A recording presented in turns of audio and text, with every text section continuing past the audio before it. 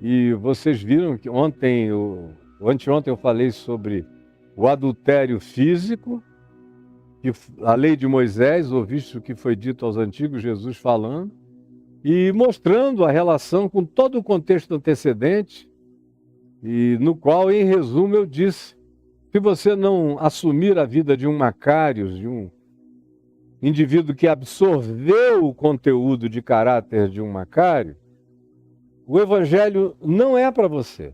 Você não vai conseguir viver o Evangelho se não sofrer essa transformação macária, essa bem-aventurança espiritual, esse novo nascimento. E eu não vou mais repetir o que eu já repeti um mês para vocês seguidos. Aí você ganha gosto de Deus, que é o sal da terra, ganha a referência da invencibilidade da verdade, que é luz, que é verdade, que é justiça, que é bondade. Esse é o fruto da luz, eu expliquei recorrentemente. E aí disse que Jesus falou: eu não vim promover um reino anárquico. Não, eu vou cumprir toda a lei e os profetas. E ele cumpriu. Não vai passar nada até que tudo se cumpra, e tudo foi cumprido na cruz, quando ele disse: está cumprido, está consumado. Eu expliquei, citei Paulo, fiz de tudo para ver se na simplicidade, sem muita sofisticação ou exaustão, você entendia o suficiente para melhorar para si mesmo a sua própria existência. Aí depois eu prossegui dizendo que Jesus tinha dito que essa justiça do reino de Deus, que ele estava ensinando, não tinha nada a ver com aquela justiça exterior de Moisés. E aí eu falei sobre as exterioridades da lei, mas que na realidade ela não tinha sido dada para as suas exterioridades. As exterioridades são utilíssimas para manter a sociedade minimamente funcional. Qualquer sociedade que se preste leva a sério aqueles 10 mandamentos, porque qualquer sociedade composta de cidadãos minimamente honestos não tem nada contra aquilo. Mesmo que ele seja um ateu, a única coisa que ele faz no primeiro mandamento é não cultuar a Deus. Mas também, se ele é um cara de bom senso, ele não fica tomando o nome de Deus em vão, nem brincando com o nome de Deus.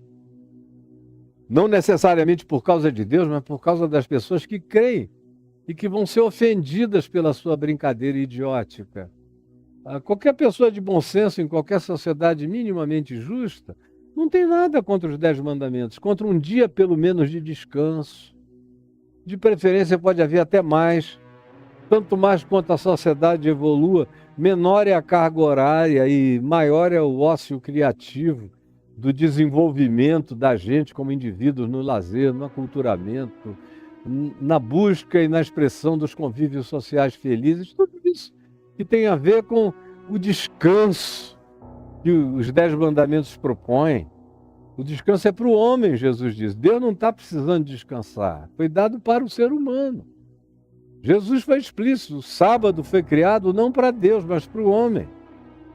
E quem não entendeu isso, meu Deus, tem um bloqueio cognitivo que não vai entender mais nada.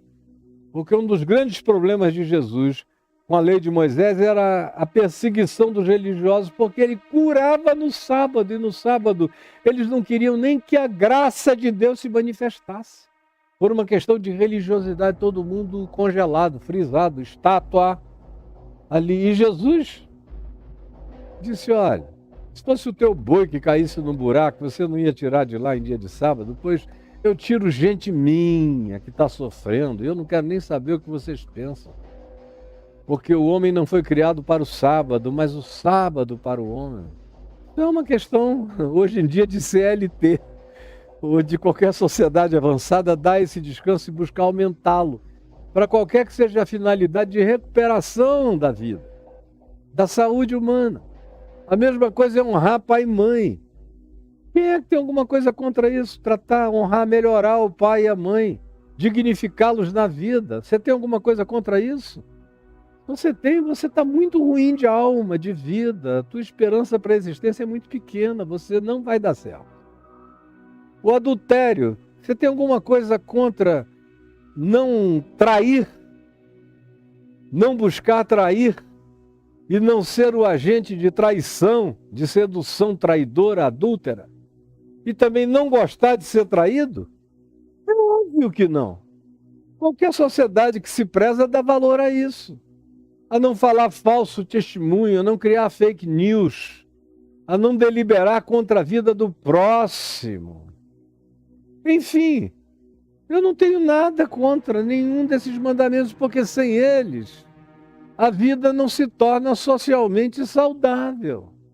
Não cobiçar o que é do meu próximo, não roubar o que é do meu próximo, não entrar na perspectiva de se ele não vigiar eu me aproprio. Não, a lei, como diz Paulo, é justa, santa e boa.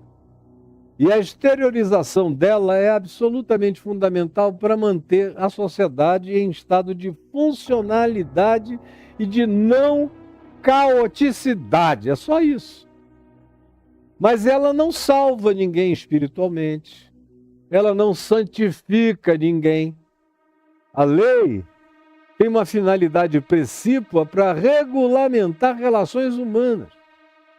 Por isso, os 3 primeiros mandamentos, na realidade, os 4 primeiros mandamentos, são relacionados à solidariedade do homem para com a realidade sublime de Deus. E é uma convocação para o silêncio, para a oração, para a adoração, para o desenvolvimento mental, espiritual, psíquico. Amarás o Senhor teu Deus de todo o teu coração, de toda a tua alma, de toda a tua força, de toda a tua emoção, de todo o teu entendimento, porque isso te desenvolve. Você fica do tamanho da grandeza e da ampliação do significado de Deus para você. Isso dilata sua mente, sua humanidade e tudo mais que constitua você. E assim por diante, os mandamentos dados em relação a Deus são aqueles que exaltam e elevam a minha cognitividade, a minha sensibilidade, a minha saúde mental, psíquica e espiritual, e a minha própria inteligência aumenta. E os outros mandamentos, os 6, são todos relacionais, são os que tornam a sociedade factível, possível, viável, organizada e minimamente saudável. Tudo bem, é até aí que vai. Agora, isso não salva, não pontifica, não arrebata ninguém até o 3º céu, não traz uma pacificação de consciência. É por isso que Jesus disse: se a vossa justiça não excederem muito as exteriorizações da justiça dos escribas e dos fariseus, nenhum de vocês vai ter interioridade para ver o reino de Deus, porque o reino de Deus está dentro de vós. Não é fora, é dentro. Então, se isso não se interiorizar, não vai crescer. Não vai haver intronização do reino de Deus no seu coração. Você vai ser só um robô de obediências mosaicas de Moisés. Só isso. Como o jovem rico, em Lucas 19, que era um cara que cumpria tudo para fora. E se jactava disso, e eu já falei milhões de vezes sobre isso, Jesus disse: pro lado de fora está tudo certo, então tá bom. Só faz o teste do significado disso para o lado de dentro. E o teste era o seguinte: já que está tudo resolvido e você obedece isso tudo para fora, vamos levar isso até as últimas consequências? Não é o que você está procurando?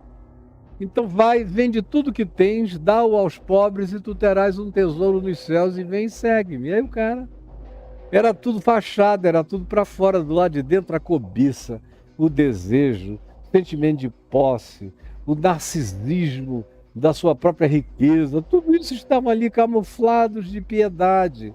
E o cara foi embora nu, com a mão no bolso, despido.